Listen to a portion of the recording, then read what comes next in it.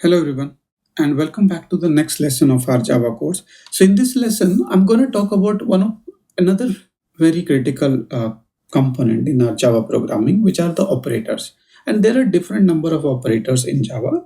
In this lesson, we're going to focus on to a specific arithmetic operators in Java. But before we dive into those arithmetic operators, I think we need to understand what are the operators in Java, right? So think of operators as the special symbols or the special characters, and they can be used to perform some operations like one type of another type of operations either onto the values or onto the variables. And we already know what are the variables and the values out of it, right? Now, what they can do, what operators can do for us. Number one, they can do the data manipulation for us. Okay, all right. What the data manipulation means, they can do the calculations, they can modify the values and all sort of things, right? Number two is they can also help us to make decisions. All right, for example, and these are the day-to-day life example. For example, if this happens, I'm gonna do that. If values are these, I'm gonna take this action. So all these things are nothing but some sort of operators, and they help us to make the decisions. And number third is our control behaviors. Okay, so by control behavior means we combine the logic and then we take certain calls out of it. So I was talking about there are different type of operators, right? So let's, before we dive into a specific one, let's take a look at what are the different operators those are available in Java. So the number one in our list is the arithmetic operators.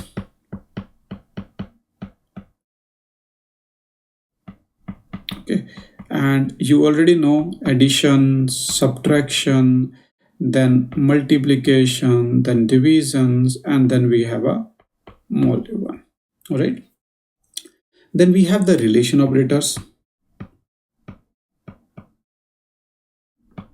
Okay, these are like equals, then we have not equals, then we have greater than, less than, etc., etc. Okay, and we're going to focus on those one. Then we have the logical operators. Okay, we have the bitwise operator in Java. Okay, then we have the assignment operators. Okay, and we have the unary operators, and the other one is we have the ternary operators in Java. Okay, in today's video we're going to focus on the number one in this list, which is the arithmetic operators. So what we're gonna do is we're gonna go to our editors, and then we're gonna look into certain these arithmetic operators to get a more understanding how they work, what are the different fine details around these arithmetic operators. All right. All right. So the arithmetic operators. So we know, right? These are the certain additions, subtractions, multiplication, so on and so forth. These are the different operations that we can perform onto our variables or values. All right. So let's look into the incrementing operators, or how do we increment the numbers. So if we have to increment the numbers, we're gonna use the addition as our operators. All right. So let's take a very simple example where I have a number. Let's say I call it as num1, and let's say initial value is 5. Now I have to increase the value for this number. So in order to increase the value, all I have to do is I will say num1 plus 1. Right? This is how I'm gonna do that. So plus, I'm gonna use the operator plus and gonna increase the value for those one. Okay, so to put it in a simple one, I'm saying num1 is equal to num1 plus 1. That's all. And if you print this number, okay, num1, it will say value is equal to 6. So what I'm going to do is, this is basically assignment. So you are saying, so the the way the code is executed is it first look into this one, which is your right hand side of your this equal to sign, and this is similar to how you do it in a simple maths, right? You basically take the this num1 based upon this variable. You know that variable is holding a value of 5. You add 1 to it, and then you basically put the final value into num1. All right. Now, this is one way of doing it.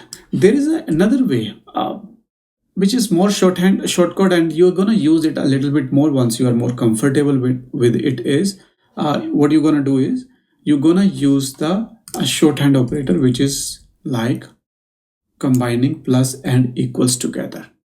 Okay, let's say we have to add 1. So what I'm going to do is now 1, okay, rather than doing this plus and other things, I'm going to say plus equals 1.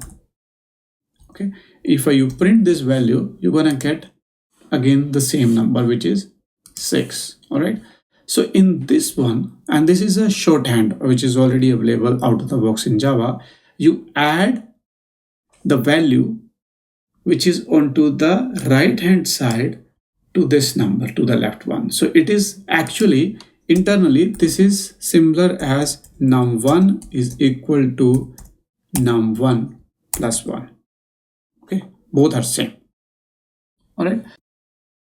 Okay, so we have another one which says post increment. So post increment is it's another way where we use this operator. For example, we're going to use this num1 plus plus.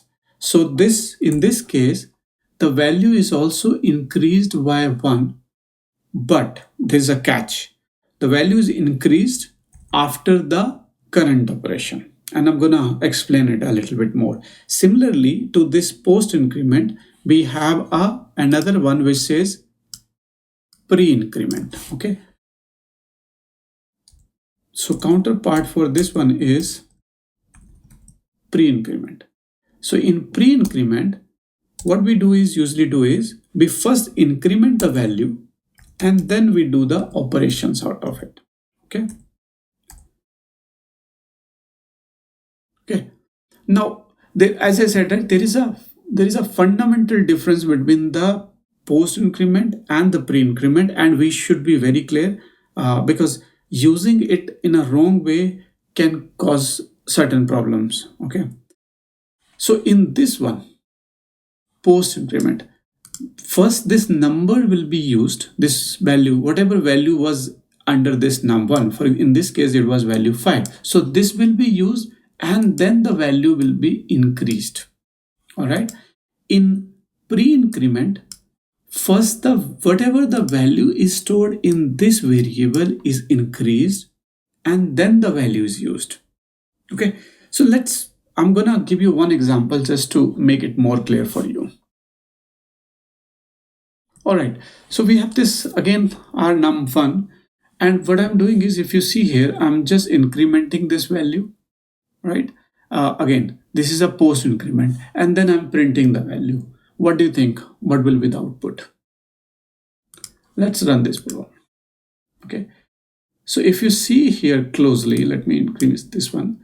So although I have done the post increment in this one, in this statement, whatever value was there in num1 was used, so which is 5, and then it was incremented. So this operation was performed first and then the value was incremented, and then the next line, when we printed num1, it became 6 because after this line 1 was added. So similarly for pre-increment, what I'm going to do is I'm going to reset the value as 5. Okay.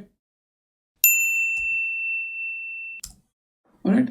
Now what I'm doing here is I am now doing a pre-increment, and as I explained earlier, in pre-increment, first the value, whatever value is being held in this num1 will be increased or added, and then it will be used. So now if we run this one, if you see here, it was 6. We reset the value to number 5, correct? And then this was incremented, this was printed and this was again printed. Just to give you one more clarity, I'm gonna do this one and I'm gonna print num1 here. So if I print here, num1 is 5. Okay. So whatever we learned about these addition operators, everything holds true for the subtraction. Only thing is, instead of adding it, you are basically subtracting it. Okay. You can also use basically the multiplication. So in order to use multiplication, all right, you have to use this symbol in Java, which means a multiplication. Let's say I'm gonna multiply it by 4. So this answer will be 20 because I'm multiplying it by 20, right? Similarly, if you want to divide something, all right, if I divide num by 4, if I run this one, you see the value is 1. Only thing is, because these are the integer values, you are only gonna get the int as your output. All right. There is another special operators in Java, which is the modulo operators. All right. When we use this one. Okay. So this is a special operator and it is represented by this symbol. So this modulus operators give you the remainder when one number is divided by another. So in our division, right, it was giving me the value. What is the value after dividing it? But instead, if you use the modulo operator, it is gonna tell you what was the remainder after be divided. For example, let me change this value to 6.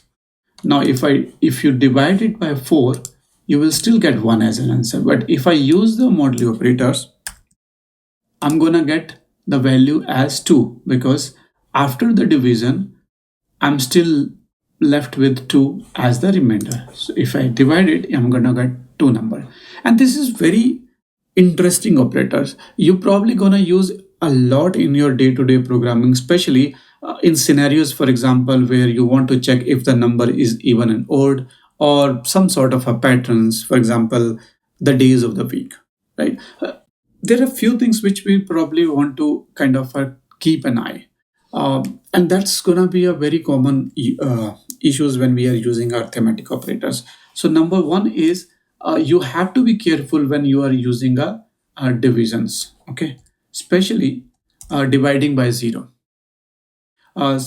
In Java, when you divide any number by 0, it's gonna cause you an exception. For example, num1 is equal to 5, right?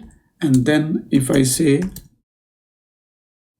num1 divided by 0, okay? If I run this program, it's gonna cause me the arithmetic exception. And this is a very common use case in while we are working on these arithmetic operators. So you have to be careful what is the input we are taking out. All right. Then there is another thing, and I think I explained it earlier. When dividing integer, Java is always gonna give you the whole number as a result. So if you divide this 5, let's say by 2, or let's say 3, all right. If you run this program, you are always gonna get the whole numbers. You will not gonna get those decimal values what we are expecting, right? In real life, probably the result will be in decimal values, right? If you want to do those sort of things, you have to make sure you are using the right data types. If you are not aware of the data types, I have already explained it in my previous lessons what data types are. So in this case, you probably want to use double as your data types. Now, if I've changed this data type to double, your answer is gonna change. This is what you're expecting. All right. Okay.